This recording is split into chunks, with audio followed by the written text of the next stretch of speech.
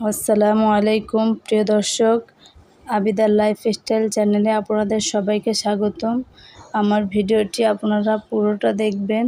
ভিডিওটি ভালো লাগলে একটা লাইক করে দিবেন, চ্যানেলটি সাবস্ক্রাইব করে পাশে থাকবেন। আজকে আমি আরও একটা নতুন ভিডিও শুরু করছি। আশা করছি ভিডিওটি আপনাদের কাছে ভালো লাগবে।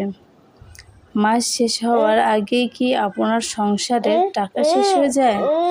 আসলে আজকের এই 7টি ভুলের মধ্যে আপনি কোনগুলো করছেন সেটা একবার মিলিয়ে দেখুন, কারণ এই ছোট ছোট ভুলের কারণেই মাস শেষে হাতে টাকা থাকে না। সংসারে টাকা কম হোক বা বেশি, যদি সঠিকভাবে হিসাব করে খরচ না করা হয় তাহলে মাস শেষ হওয়ার আগেই টাকা শেষ হয়ে যেতে পারে। আর অনেক সময় আমরা বড় কোনো খরচের কারণে নয়, বরং প্রতিদিনের ছোট ছোট কিছু ভুলের কারণে বুঝতেই পারি না কখন টাকা শেষ হয়ে গেল। তাই আজকে বলবো 7টি ভুল যেগুলো আপনি আজ থেকেই বন্ধ করার চেষ্টা করতে পারেন। বাজারে যাওয়ার আগে তালিকা না করা। অনেকেই বাজারে যাওয়ার সময় কী কী লাগবে সেটা আগে লিখে নেন না, ফলে দোকানে গিয়ে প্রয়োজনের পাশাপাশি অনেক অপ্রয়োজনীয় জিনিসও কিনে ফেলেন। কখনো একটা জিনিস কিনতে গিয়ে আরও 2-3টা জিনিস নিয়ে বাড়ি ফিরি। তাই বাজারে যাওয়ার আগে ঘরে কী আছে সেটা দেখে নিন।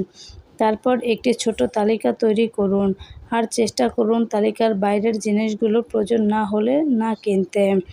এতে মাসের বাজারের খরচ অনেকটাই নিয়ন্ত্রণে রাখা সম্ভব। ছোট ছোট খরচকে গুরুত্ব না দেওয়া। মাত্র 20 টাকা, মাত্র 50 টাকা, এভাবে ছোট ছোট খরচকে আমরা অনেক সময় হিসেবের মধ্যে রাখি না, কিন্তু ছোট ছোট প্রতিদিন এই খরচগুলো মাস শেষে একটা বড় অঙ্ক হয়ে দাঁড়ায়। তাই ছোট ছোট এই খরচগুলো কমিয়ে ফেলুন।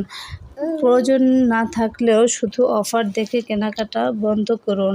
অনেকে আছে দোকানে বা অনলাইনে যখন দেখি অফার, ডিসকাউন্ট, একটি কিনলে একটি ফ্রি, তখন অনেক সময় মনে হয় এখন না কিনলে বুঝি অনেক ক্ষতি হয়ে যাবে। কিন্তু নিজেকে আগে প্রশ্ন করুন, এই জিনিসটা কি লাগবে?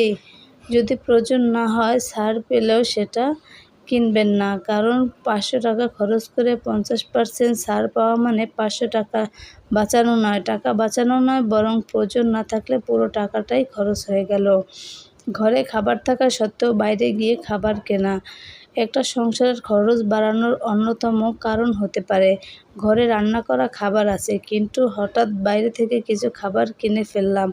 একদিন হয়তো সমস্যা নেই, কিন্তু নিয়মিত হলে মাস শেষে একটা বড় অঙ্কের টাকা শুধু খাবারের পেছনেই চলে যেতে পারে। তাই ঘরে থাকা উপকরণ দিয়ে নতুন কিছু রান্না করার চেষ্টা করুন। একই খাবার বারবার না খেয়ে একটু ভিন্নভাবে পরিবেশন করলেও পরিবারের সবাই আগ্রহ নিয়ে খেতে পারে। বিদ্যুৎ ও গ্যাসের অপচয়। অনেক সময় আমরা খেয়ালই করি না অপ্রয়োজনীয় লাইট জ্বলছে, ফ্যান চলছে, কল থেকে পানি পড়ছে, অথবা রান্নার সময় গ্যাসের অপচয় হচ্ছে। এই ছোট ছোট অপচয় মাসের বিল বাড়িয়ে দিতে পারে। তাই ছোট ছোট এই অপচয়গুলো কমানো উচিত। অন্যের সংসারের সঙ্গে নিজের সংসারের তুলনা করা, এটা খুবই গুরুত্বপূর্ণ একটা বিষয়। অন্যের নতুন পোশাক দেখে আমারও কিনতে হবে, অন্যের সন্তানকে এটা কিনে দিয়েছে আমার সন্তানকেও দিতে হবে।